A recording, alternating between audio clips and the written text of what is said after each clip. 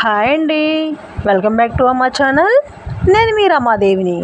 మన నిడదవోలు పట్టణానికి దగ్గరలో ఉన్న తిమ్మరాజుపాలెం గ్రామంలో వేచేసి ఉన్న శ్రీ శ్రీ శ్రీ కోట సత్తమ్మ తల్లి అమ్మవారి శాకాంబరి అవతారం చూడండి. ఇక్కడ అమ్మవారినే కాదండి, వీళ్ళు గాలి గోపురం మెట్ల దగ్గర నుండి గుడి ప్రాంగణం మొత్తం కూడా కూరగాయలతోనూ ఆకుకూరలతోనూ మొత్తం ఎంత చక్కగా అలంకరించారో మీరే చూడండి ఒకసారి. అక్కడ అలంకరణ చేశారా లేదా అప్పటికప్పుడు అమ్మవారు తెల్లారేసరికి ఇలాగా పాదులు అల్లుకుని కూరగాయలు కాంచారా అన్నట్లు చేశారండి. ఎంత చక్కగా అలంకరించారో.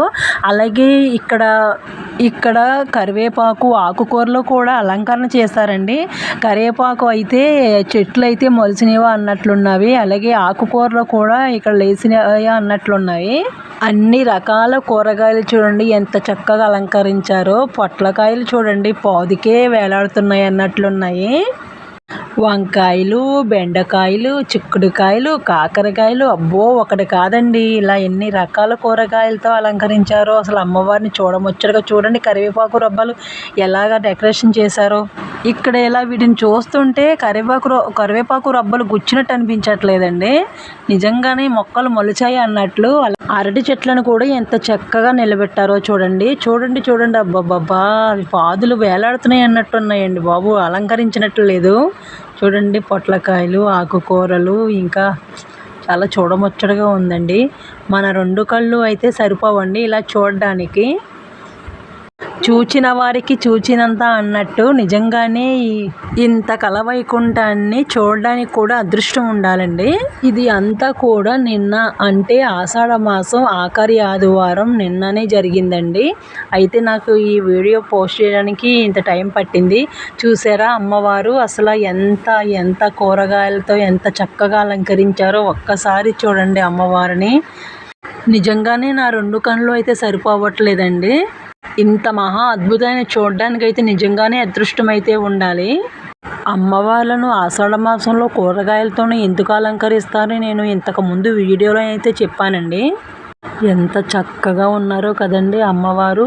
అసలు ఇదంతా ఇలాగ అలంకరించడానికి ఒక రోజు, అంటే ముందు రోజు శనివారం ఆదివారానికి ముందు రోజే ఇదంతా ప్రిపరేషన్ చేశారండి. నాకైతే అమ్మవారిని అలా చూస్తూ ఉండిపోవాలనిపిస్తుందండి. నిజంగానే ఎంత చక్కగా అలంకరించారండి అమ్మవారిని. చూడండి ఒక్కసారి శ్రీ కోట సత్తమ్మ తల్లి నమః అని ఒక్కసారి మనసులో అనుకోండి అందరూ. అమ్మ దయ ఉంటే అన్నీ ఉన్నట్లేనని చాగంటి కోటేశ్వరరావు గారు, గరిగపాటి నరసింహమూర్తి గారు చెప్పకనే చెప్తారండి. అమ్మ దయ ఉండాలని మనసారా కోరుకుంటున్నానండి అందరికీను. అమ్మవారి దయ ఉండబట్టే కదండి ఎంత అలంకరణ కూడా ఎంత చక్కగా చేశారో చూడండి. ఆ అమ్మవారి దయ లేనిదే మనం అసలు ఏమీ చేయలేమండి. నిజం కూడా చూడండి ఎంత చక్కగా అలంకరించారో.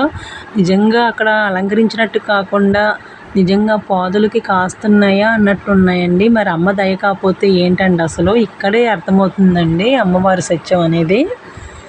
ఇలా ముందు రోజు ఇలా ప్రిపేర్ చేశారండి. ఇవో చూడండి అసలు కరివేపాకు ఎంత చక్కగా అలంకరించారో. అవి రొబ్బలు పెట్టినట్టు కాకుండా అక్కడ చెట్లు మొలసాయి అన్నట్లేవండి. అసలు నేను ఇన్నిసార్లు అంటున్నాను అనుకోకపోతే మీకు ఒకసారి ఏమనిపిస్తుందో నాకైతే. నిజంగా నా వీడియో చూసిన వాళ్ళందరూ కామెంట్ అయితే పెట్టండి. ఎందుకంటే నా వీడియోని ఎవరు ఎంతవరకు చూసారో ఎక్కడి వరకు వెళ్తున్నాయో తెలియడం కోసమేనండి. చూడండి ఎంత బబ్బబ్బబ్బబ్బా, నాకు చూస్తుంటే మతిపోయిందండి నిజంగాను.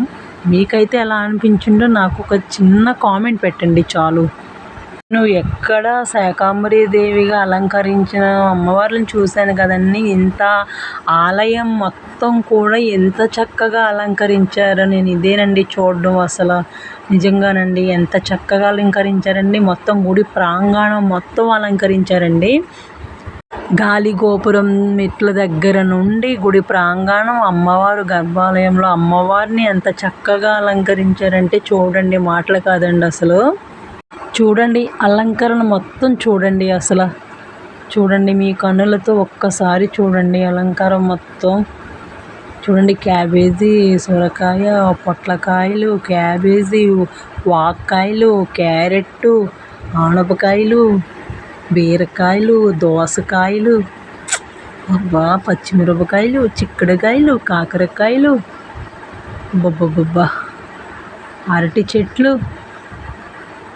చూడండి ఎంత బాగున్నాయో. గోంగూర. నా వీడియో నచ్చితే కనుక లైక్ చేయండి, షేర్ చేయండి, సబ్స్క్రైబ్ చేసుకోవడం మాత్రం మర్చిపోకండి. నా వీడియో ఎలా అనిపించిందో కామెంట్ అయితే పెట్టండి. కామెంట్ పెట్టడం మర్చిపోకండి, ఎందుకంటే నా వీడియోలు ఎంతవరకు వెళ్తున్నాయో నాకు తెలియడం కోసమేనండి. ఉంటానండి. Bye bye. Thank you for watching.